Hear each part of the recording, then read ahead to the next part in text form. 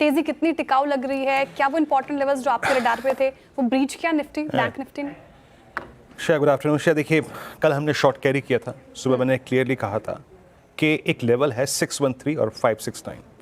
Please अपने shorts को यहाँ पे कवर कीजिएगा इस ट्रैजेक्टरी में। अब हम आ चुके हैं 100 डे एक्सपोनेंशियल एवरेज और 20 वीक एक्सपोनेंशियल एवरेज, गया उस जोन को छुआ और अब हम वहीं से रिवर्सल देख रहे हैं। कमेंट्री में क्लियरली मेंशन है चौथी लाइन में, a pull back from 100 day exponential average is quite capable. But pull back कहाँ तक का? पुल बैक मेरे ख्याल से श्रेया ये कंटिन्यू अगर करेगा तो 861 तक, 861 910 तक कर सकता है। लेकिन मैं फिर कहूँगा श्रेया, मैं स्केप्टिकल हूँ, मैं स्केप्टिकल तब तक रहूँगा और शायद ये मोमेंटम कोलैप्स भी हो अगर ये 861 910 पार नहीं करता है। तो अब रेंज जो बन रही है ना, वो बन रही है आपकी वही नीचे 620, 580, 550 और ऊपर की तरफ 860, 910। अगर आपने पुल बैक खेला है तो ठीक है, बट 850 और 840 के आसपास आके निपटा लीजिएगा इसको, क्योंकि पॉसिबली जो हर्डल जोन है वो है 850, 860। हाँ श्रेया, अगर 850, 860 का क्लस्टर निकलता है then a short covering swing is possible. So मैंने अपनी कमेंट्री में क्लियरली बोला था 100 डेमा प्लस एक्सपायरी वीक ये एक काउंटर ट्रेंड प्रोड्यूस करने में क्वाइट कैपेबल, बट कब वो निर्णायक बनेगा 861 के ऊपर। तो एज ऑफ नाउ ठीक है, ये पुल बैक आया है, पुल बैक को राइड कीजिए, बट अगर 861 910 की ट्रैजेक्टरी पार नहीं हुई तो हम अगेन शॉर्ट करेंगे। अभी हम पुल बैक खेलते हैं। लेके आइए स्टैट्स क्या कह रहे हैं। देखिए, अब जो स्टैट्स आपकी स्क्रीन पे होंगे वो हैं मंथली कॉन्ट्रैक्ट के स्टैट्स। क्या हुआ सुबह आपने 100 डेमा पे सपोर्ट लिया, क्या हुआ आपने 24,500 24,600 पे पुट राइटिंग देखी, आपकी स्क्रीन पे 500 का आउटस्टैंडिंग वाई देखिए, 90 लाख, 24,600 पे करीब 89 लाख। और अच्छी बात है कि जो 24,800 की कॉल है, करीब 12 बजे के आसपास इसका आउटस्टैंडिंग वाई था 1.23 CR। अब ये इंट्राडे में थोड़ा सा रिड्यूस होके करीब 1 करोड़ 15 लाख है, यानी शॉर्ट कवरिंग है। तो शायद पॉसिबली ये स्विंग जो है ना वो कंटिन्यू कर सकता है 820, 830, 840।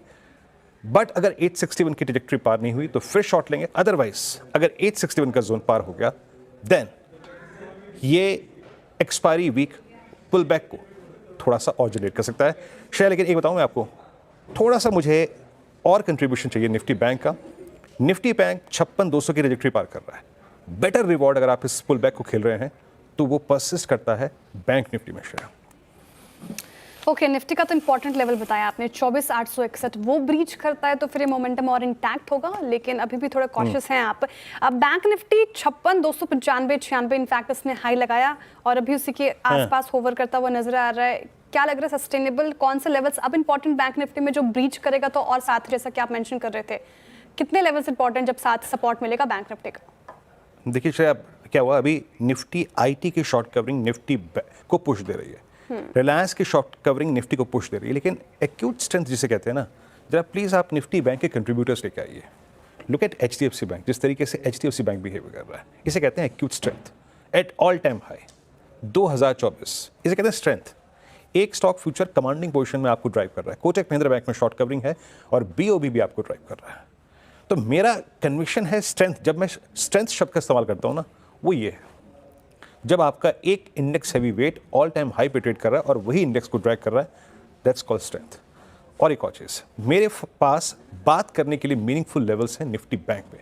निफ्टी बैंक का आज का लो एग्जैक्टली 50 डे एक्सपोनेंशियल एवरेज है, तो इसका पुल बैक मैं ज़्यादा डिफाइंड मानता हूँ श्रेया। तो अगर ये 52,200 के ऊपर सस्टेन करा तो RS1 तक प्लीज़ सुबह का RS1 लेके आइएगा, क्योंकि RS1 पे ही बड़ी कॉल राइटिंग है 56,500 की स्ट्राइक पे। तो इन दैट केस अगर ये 200 के ऊपर सस्टेन करे तो 440 और 610 तक का मूव पॉसिबल है।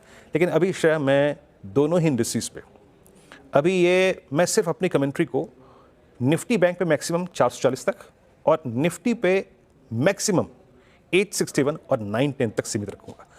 वो जब थ्रेशोल्ड पॉइंट पार होंगे ना, तब कोई डिसाइसिव कॉल लेंगे regarding this pull back. Till the time एक शॉर्ट कवरिंग पुल बैक है, इसे एंजॉय कीजिए। ओके, एक शॉर्ट कवरिंग पुल बैक है, फिलहाल एंजॉय कीजिए, लेकिन इंपॉर्टेंट लेवल 56,440 बैंक निफ्टी के लिए और निफ्टी के लिए बताया गया 24,861। वो जब तक ब्रीच नहीं करता तब तक स्ट्रेंथ इस पुल बैक में उतनी मानी नहीं जाएगी फिलहाल। यदि आज लेवल टू लेवल आप भारतीय बाजारों को देखोगे तो भारतीय बाजार एग्जैक्ट नीचे की तरफ 24,650 के लगभग जाके आता हुआ नज़र आया है। यानी कि आप देखोगे कुल मिला के तो भारतीय बाज़ार सपोर्टों को पूरी तरह से रिस्पेक्ट देता हुआ नज़र आ रहा है। नीचे की तरफ 20 EMA वीकली 20 EMA आप देखोगे तो उन्हीं लेवलों पे था और वहीं से बाज़ार ने रिवर्सल लिया और रिवर्सल भी काफ़ी अच्छा आता हुआ दिखाई दिया है। करीब 140 पॉइंट की तेज़ी आज भारतीय बाज़ारों की तरफ से देखने को मिली है। रिलायंस जहाँ पे करीब 2% तक की तेज़ी, कोटक महिंद्रा बैंक भी पॉजिटिव, HDFC ICICI भी पॉजिटिव ही देखने को मिल रहे थे, लेकिन आज फिर से एक्सिस बैंक में थोड़ा दबाव देखने को मिला। 1% तक की गिरावट वहाँ पे देखने को मिल रही थी, लेकिन ओवरऑल भारतीय बाज़ारों में काफ़ी अच्छी रिकवरी देखने को मिली। सभी छोटे मझोले शेयरों में अच्छी खासी तेज़ी का मूड माहौल था। इसी के बीच में आप FIIs को देखोगे तो FIIs की तरफ से नेगेटिविटी के कारण भारतीय बाज़ारों के हालात बिगड़ते हुए ही नज़र आ रहे हैं, लेकिन ऐसी कोई रिकवरी वाली खबर भारतीय बाज़ारों की तरफ से नहीं थी। बस पिछले 2 से 3 सेशन में जिस प्रकार की गिरावट हुई उसका रिवर्सल ही अभी तक तो हम मान सकते हैं, लेकिन फिर भी 24,800 के ऊपर की क्लोजिंग भारतीय बाज़ारों के लिए थोड़ा रिलीफ है। लेकिन जब तक भारतीय बाज़ार 24,900, 24,980 और 25,050 का ये जो अहम लेवल है उनको पार तब तक नहीं कर लेता, तब तक कोई रिकवरी के संकेत अभी तक तो देखने को नहीं मिल रहे हैं। फिलहाल तो भारतीय बाज़ार एक कंसोलिडेशन के मूड में ही हम मान सकते हैं। नीचे की तरफ 24,500, ऊपर की तरफ 25,200। ये जो लेवल में फिर से बाज़ार फंसा है, उस लेवल में फंसने से के बाद कोई ऐसी न्यूज़ भी अभी तक नहीं है जिसकी वजह से भारतीय बाज़ारों में कोई बड़ी रिकवरी देखने को मिले, कोई बड़ी तेज़ी देखने को मिले।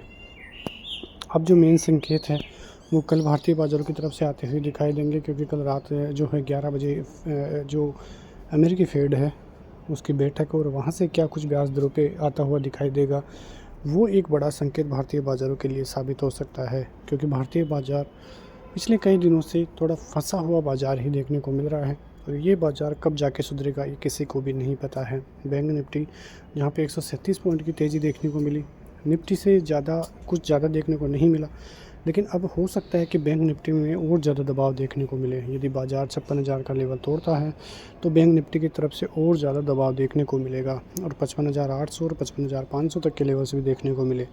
जब तक 56,500 और 56,800 के लेवल बैंक निफ्टी पार नहीं करेगा तब तक कोई नए लेवल देखने को नहीं मिलेंगे।